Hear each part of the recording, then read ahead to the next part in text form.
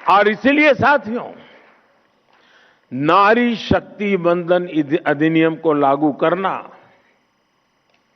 ऐसी सभी महिलाओं के जीवन का बहुत बड़ा अवसर बनने जा रहा है। अब पंचायत से आगे बढ़कर पार्लियामेंट पहुंचने का उनका सफर और आसान होने जा रहा है। साथियों,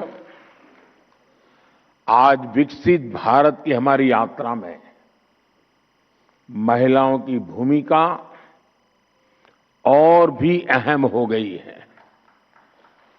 मुझे संतोष है कि 2014 में आप सबने, देशवासियों ने हमें यहां सेवा करने का अवसर दिया है और तब से लेकर अब तक हमारी सरकार ने महिलाओं के जीवन चक्र के हर पड़ाव के लिए योजनाएं बनाई, उन्हें सफलतापूर्वक लागू किया। आज पहली सांस से लेकर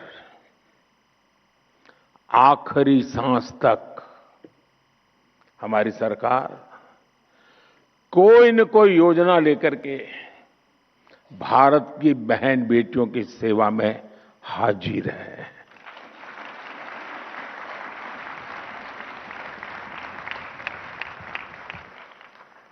गर्भ में बेटी की हत्या ना हो, इसके लिए हमने बेटी बचाओ बेटी पढ़ाओ अभियान शुरू किया। गर्भ की अवस्था में मां को सही पोषण मिले, इसके लिए हर गर्भवती मां को मातृ वंदना योजना के तहत 5,000 रुपए की आर्थिक मदद दी। जन्म के बाद बेटी को पढ़ाई में मुश्किल ना हो, इसके लिए ज्यादा से ज्यादा ब्याज मिले, ऐसी सुकन्या समृद्धि योजना शुरू की। बेटी को गंभीर बीमारी से बचाने के लिए बचपन में उसे सही समय पर टीके लगते रहे, इसके लिए मिशन इंद्रधनुष शुरू किया। बेटी को स्कूल में शौचालय की परेशानी न हो, इसके लिए स्वच्छ भारत अभियान के तहत देश में करोड़ों शौचालय बनाए गए। बेटी को पीरियड्स के दौरान परेशानी ना हो, इसके लिए लगभग मुफ्त में सैनिटरी नैपकिन देने का अभियान शुरू किया गया। बेटी अगर स्पोर्ट्स में आगे जाना चाहती हैं तो उसे खेलो इंडिया अभियान के तहत सालाना 1 लाख रुपए तक की मदद मिल रही है। बेटी अगर बड़ी होकर भविष्य में सेना में जाना चाहे तो उसके लिए सरकार ने सैनिक स्कूल में एडमिशन के लिए दरवाजे खोल दिए। नेशनल डिफेंस एकेडमी में जाने के रास्ते खोल दिए। जीवन के आगे के पड़ाव में बेटी को रसोई में धुएं की परेशानी ना उठानी पड़े, इसके लिए हमने उज्ज्वला योजना शुरू की, करोड़ों गैस कनेक्शन मुफ्त दिए। बेटी को मीलों तक सिर पर पानी ना ढोना पड़े, इसके लिए हमने हर घर नल से जल अभियान शुरू किया। बेटी को अपने परिवार के लिए राशन की चिंता ना करने पड़े, इसके लिए मुफ्त राशन की योजना शुरू की। अपने पारिवारिक जीवन में बेटियों को इलाज की चिंता न हो, इसके लिए उन्हें 5 लाख रुपए तक का मुफ्त इलाज देने वाली आयुष्मान योजना संभव बनाई दी। 80% तक डिस्काउंट पर सस्ती दवा के लिए जन औषधि केंद्र, इन सब का सबसे ज्यादा लाभ हमारी बहनों और बेटियों को हो रहा है। साथियों, आप सभी इस बात को भली भांति जानते हैं कि भारत में महिलाओं को सशक्त करने के लिए उनकी आर्थिक भागीदारी को बढ़ाना आवश्यक है।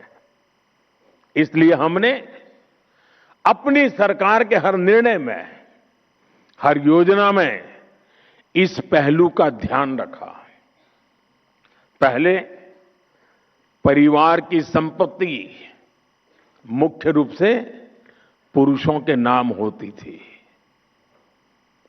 घर है तो पुरुष के नाम पर, खेत है तो पुरुष के नाम पर, दुकान है तो पुरुष के नाम पर, गाड़ी है तो पुरुष के नाम पर, स्कूटर है तो भी पुरुष के नाम पर।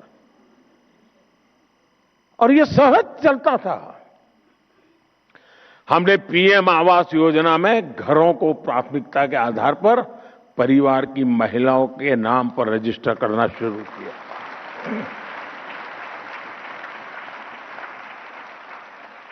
बच्चे स्कूल जाते हैं तो स्वाभाविक रूप से पिता का नाम लिखा जाता है। हमने आकर ये शुरू किया, मां का नाम भी लिखा जाएगा।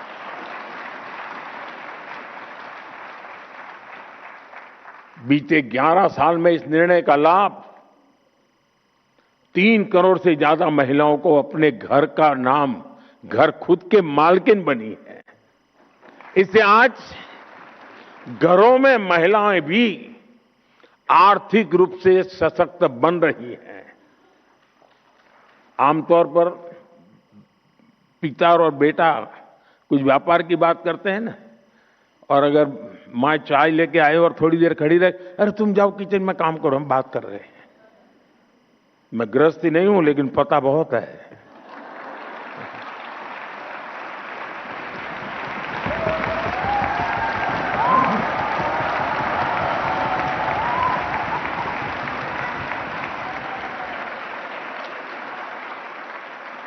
लेकिन अब जब वो आर्थिक ताकत बनी है ना, तो बेटा भी कहता है, अरे जरा मम्मी को बुलाइए ना बातचीत में, उनको बुलाइए ना।